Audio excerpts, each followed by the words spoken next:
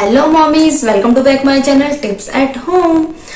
तो आज हम बात करेंगे प्रेगनेंसी के चौथे महीने में आपके शरीर में क्या क्या बदलाव आएंगे, आपके शिशु में क्या क्या विकास होगा और आपको किन महत्वपूर्ण बातों का ध्यान रखें। तो चौथा महीना लगने के साथ साथ आपकी प्रेगनेंसी की पहली तिमाही पूरी हो जाती है, यानी कि 3 महीने पूरे हो जाते हैं। चौथा महीना शुरू होने के साथ साथ अब आपका वेट गेन होने लगेगा। आप अपने आप को काफी एनर्जेटिक फील करेंगी और आपके वेट गेन होने के साथ साथ शिशु का भी वजन बढ़ने लगेगा। इसके अलावा आपकी स्किन बहुत ज्यादा ग्लोई फील होगी आपको। ऐसा अक्सर ड्राई स्किन वालों के साथ होता है, क्योंकि प्रेगनेंसी में हमारे चेहरे पर ऑयल बाहर आने लगता है, जिस वजह से ड्राई स्किन वालों की स्किन ग्लो करने लगती है। बट ऐसा ऑयली स्किन वालों के साथ नहीं होता। ऑयली स्किन वालों के साथ उनकी स्किन और ज्यादा डल लगने लगती है। आपकी ब्रेस्ट से कभी कभी मिल्क भी आ सकता है। इसके अलावा अब आपकी बॉडी काफी ज्यादा एडजस्ट कर लेगी प्रेगनेंसी को लेकर। पूरी प्रेगनेंसी में आपको कॉन्स्टिपेशन बना रह सकता है। कॉन्स्टिपेशन का प्रमुख कारण प्रोजेस्टेरोन हार्मोन का बॉडी में बहुत ज्यादा बढ़ जाने की वजह से होता है। प्रेगनेंसी में हमारी बॉडी में प्रोजेस्टेरोन लेवल बहुत ज्यादा हाई लेवल पे होता है। प्रोजेस्टेरोन का मेन कारण यूट्रस को रिलैक्स करना होता है, बट जब वो यूट्रस को रिलैक्स करता है, इसके साथ साथ वो हमारी आंतों की हलचल को भी रिलैक्स कर देता है, जिस वजह से हमें कॉन्स्टिपेशन की प्रॉब्लम रहती है। अगर आपकी प्रेगनेंसी में कोई कॉम्प्लिकेशन नहीं है तो इस महीने से आप इंटरकोर्स कर सकते हैं। अगर आपकी फर्स्ट प्रेगनेंसी है तो कई बार हो सकता है कि आपको बेबी की हलचल फील ना हो, बट अगर आपकी दूसरी या तीसरी प्रेगनेंसी है तो आपको बेबी की मूवमेंट फील इस महीने से होने लगेगी। प्रेगनेंसी में वेजाइनल डिस्चार्ज होना नॉर्मल होता है, बट अगर उस डिस्चार्ज से आपको स्मेल आ रही हो, ईचिंग हो रही है या किसी तरह का इन्फेक्शन हो रहा हो, तो इस कंडीशन में आपको डॉक्टर मेडिसिन रिकमेंड कर देते हैं। बट थोड़ा बहुत डिस्चार्ज प्रेगनेंसी में नॉर्मल होता है। इसके अलावा इस महीने से डॉक्टर आपको मशीन से बच्चे की धड़कन सुना सकते हैं। 3 महीने पूरे होने के बाद डॉक्टर डॉपलर नाम की मशीन से आपके बच्चे की धड़कन आपको सुना सकते हैं। जो आपको यूरिन बार बार जाना पड़ता था, इसमें भी आपको राहत मिल जाएगी, क्योंकि बेबी अब पेल्विक बोन से ऊपर आ चुका होता है और वो आपके यूरिन की थैली पर प्रेशर नहीं डालता, जिस वजह से अब आपको यूरिन में आराम मिल जाता है, आपको बार बार नहीं जाना पड़ता है। प्रेगनेंसी में आपका स्टूल का कलर ब्लैक हो सकता है। ऐसा आयरन की वजह से होता है, क्योंकि जो हम आयरन की मेडिसिन लेते हैं उस वजह से आपका स्टूल ब्लैक आ सकता है। तो अगर आपका स्टूल ब्लैक आए तो आपको घबराने की जरूरत नहीं है। तो आइए अब जान लेते हैं इस महीने शिशु का होने वाला विकास। तो इस महीने आते आते बेबी के हेयर्स आ जाते हैं। बेबी के जितने हेयर आने वाले हैं वो आ चुके होते हैं।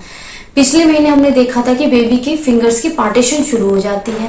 इस महीने आते आते वो पार्टीशन कंप्लीट हो जाती है। इसके अलावा उसके फिंगर्स पर फिंगरप्रिंट्स आने लग जाते हैं। उसकी किडनी, उसके लीवर बहुत अच्छे से काम करने लग जाते हैं। बेबी का यूरिन बहुत अच्छे से किडनी में छनना शुरू हो जाता है।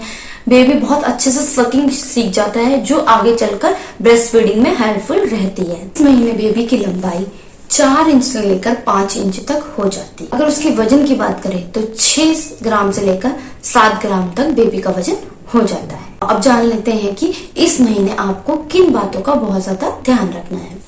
तो सबसे पहले तो अगर आपने अपनी ब्लड टेस्ट, अपनी इन्वेस्टिगेशन नहीं करवाई होगी तो आपको इस महीने वो करवानी ही है, क्योंकि कई बार माओ का हीमोग्लोबिन कम हो जाने की वजह से डिलीवरी के समय उन्हें खून चढ़ाना पड़ जाता है। तो ऐसी कंडीशन ना आए, इसलिए आपको ब्लड टेस्ट करवाना होता है। अगर आपका ग्लोबिन कम आता है तो डॉक्टर आपको कुछ स्पेशल मेडिसिन चलाते हैं जो आपकी खून की रिकवरी करने में हेल्पफुल रहती है।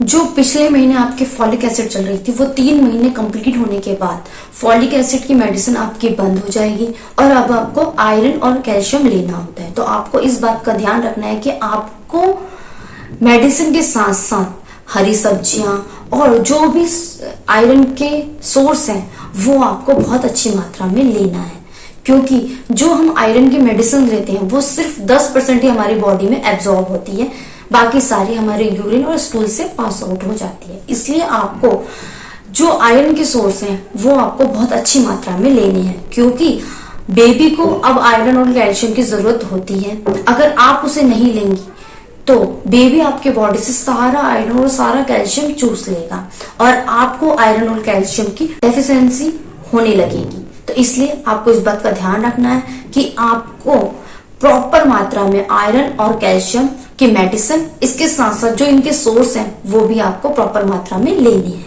अब आपको एक टेटनस का पहला इंजेक्शन लेना है। पूरी प्रेगनेंसी में आपको 2 टेटनस के इंजेक्शन लेने होते हैं। पहला इंजेक्शन आपको इस महीने में लेना है। अगर आपने अभी तक नहीं लिया है तो इस महीने में आपको वो इंजेक्शन लेना ही है। इसके अलावा आपको बहुत ज्यादा हैवी एक्सरसाइजेस से बचना है। आपको बहुत ज्यादा हैवी एक्सरसाइजेस नहीं करनी है। अब इस महीने से आपका वेट बहुत अच्छी स्पीड में बढ़ना चाहिए। वेट बहुत ज्यादा बढ़ना भी अच्छा नहीं है और बहुत कम बढ़ना भी अच्छा नहीं है। पूरी प्रेगनेंसी में आपका 8 से 10 किलो तक वेट बढ़ सकता है। वजन बढ़ने के लिए आपको प्रोटीन डाइट पर अपना ज्यादा ध्यान देना है, कार्बोहाइड्रेट पर कम देना है। प्रोटीन से ही आपके और आपके बेबी दोनों का वेट गेन होगा। अगर आपके ब्रेस्ट और टमी एरिया पे तो अभी इतना नहीं होगा, बट अगर आपके ब्रेस्ट एरिया पर बहुत ज्यादा खिंचावट या स्ट्रेच मार्क आने लगे हैं तो आपको ध्यान रखना है कि उस एरिया को आपको बहुत अच्छे से मॉइस्चराइज रखना है ताकि वहां पर स्ट्रेच मार्क ना आए। और अगर स्ट्रेच मार्क आए भी, अगर आप उसे मॉइस्चराइज रखेंगे तो वो आगे लंबे समय तक नहीं रहेंगे, प्रेगनेंसी के बाद आपके ठीक हो जाएंगे। तो इसलिए आपको इस बात का भी ध्यान रखना है कि आपको मॉइस्चराइज रखना है अपना टमी एरिया और अपना ब्रेस्ट एरिया। आज की वीडियो में इतना ही था। वीडियो आपको पसंद आई तो वीडियो को लाइक कर देना और चैनल को सब्सक्राइब करना बिल्कुल नहीं भूलना। तो आज के लिए बाय बाय।